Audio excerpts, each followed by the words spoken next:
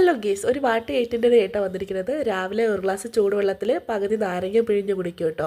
ഇപ്പോൾ ഈ ഒരാഴ്ചയായിട്ട് തുടങ്ങിയ സംഭവം കേട്ടോ. അതിന് മുമ്പേ ആണെങ്കിൽ കട്ടനിൽ നിന്നാണ് തുടങ്ങാറ്. അപ്പോൾ അത് കുടിച്ചായിരുന്നു.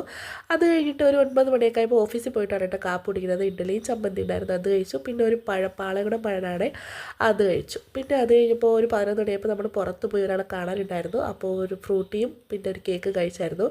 ഇത് അശ്വതിയുടെ പേരയ്ക്ക് ജ്യൂസാണ് കേട്ടോ. എനിക്ക് അത്രയും ഇഷ്ടപ്പെട്ടില്ല, അവൾക്ക് നല്ല ഇഷ്ടപ്പെട്ടിട്ടായിരുന്നു.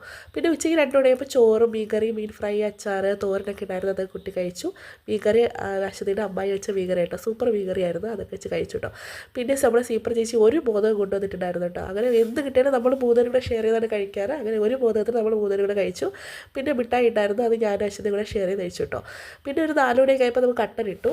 കട്ടനിൽ ബജി ഉണ്ടായിരുന്നു കേട്ടോ, ബജിയും മുളക് ചമ്മന്തി ഉണ്ടായിരുന്നു. അത് കുട്ടി കട്ടൻ കുടിച്ചു. പിന്നെ ഒരു 7 മണിയപ്പോൾ വീട്ടിൽ വന്നപ്പോൾ ഒരു പൊറോട്ടയും ബീഫിൻ്റെ ചാറുമായിട്ട് കഴിച്ചു കേട്ടോ. അപ്പോൾ ഇതൊക്കെയാണ് ഇന്ന് കഴിച്ചത്.